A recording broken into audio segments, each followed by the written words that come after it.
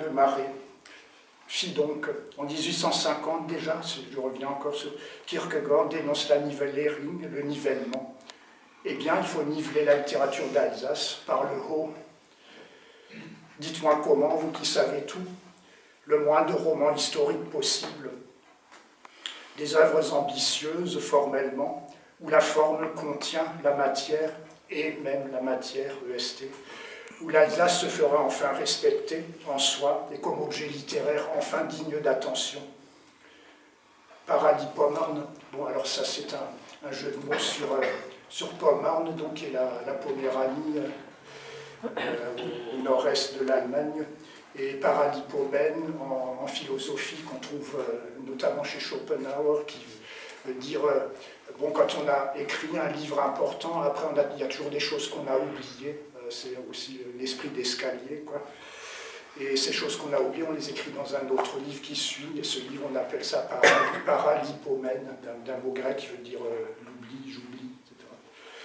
Donc paralipomène, ou dans les dernières pages, le héros, je reviens donc sur les romans, est-ce qu'il faudrait écrire, le héros ne disparaîtrait pas, ne mourrait pas, n'irait pas se réfugier en Moldova-Valaquie, donc comme dans beaucoup de romans alsaciens historiques, intérieurs, ou au Gabon septentrional, ne deviendrait pas pensionnaire de Stephansfeld. Le héros vivrait enfin dans sa chair et sa personne une ascension, une solution vraie, originale, nouvelle du problème alsacien. Bon, ça, on l'attend toujours. En passant, ce problème alsacien pose lui-même problème. N'est-il pas en voie d'extinction, ce problème? Mais alors ne faut-il pas s'en réjouir? Célébrer le jour où on n'aura plus à transmettre la névrose alsacienne? Peut-être, mais quoi? Voilà bien le problème de ce problème. On ne se réjouit pas de la disparition du problème alsacien, parce que disparition n'est pas solution. On le sait bien ici au Kreis. Imbécile et où la plupart des politiciens exceptés, tout le monde sent bien que les profondeurs inconscientes de l'Alsaco demeurent là, affleurantes, avivées à chaque invocation ou provocation. Ad aeternam, point d'interrogation. Vaste problème. En passant, il n'est pas bon de liquider la névrose alsacienne, sinon qu'est-ce qu'on deviendrait? Pas vrai. Alors, un petit truc sur Schweitzer.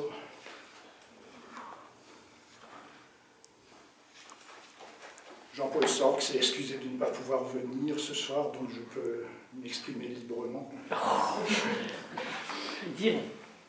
Encore en pleine connivence contradictoire. L'infini dans la corde et le souffle. Bon, c'est en 2010, donc ce soir, une belle Parisienne m'a parlé de l'Embarréné qu'elle a visité dans son adolescence, voici 30 années, 15 années après la mort d'Albert Schweitzer, donc. Elle est devenue médecin grâce ou à cause de ce voyage qui l'a bouleversée.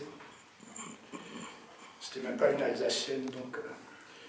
Je venais de lire dans le Karagref qui me ramenait de Haguenau via Oberstecklsdorf-Gare au Barniederuntergumbersheim et Guginsloch, ce que racontaient les amis d'Albert Schweitzer lorsqu'il restaurait le super-orgue Silbermann de Saint-Thomas.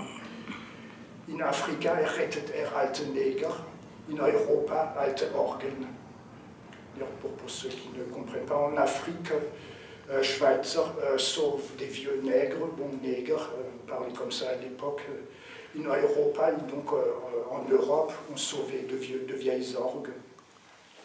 En Afrique, ils sauve de vieux nègres, en Europe, de vieilles orgues. Nul mépris dans ces paroles.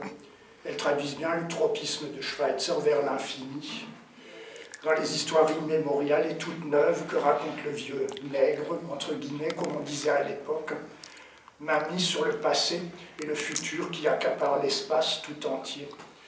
Et dans le souffle lui-même infini de l'orgue, tropisme aérien et céleste, et le cœur rayonnant de Bach qui ne cesse jamais de battre, même quand on ne l'entend pas, qui ne cessera jamais de battre.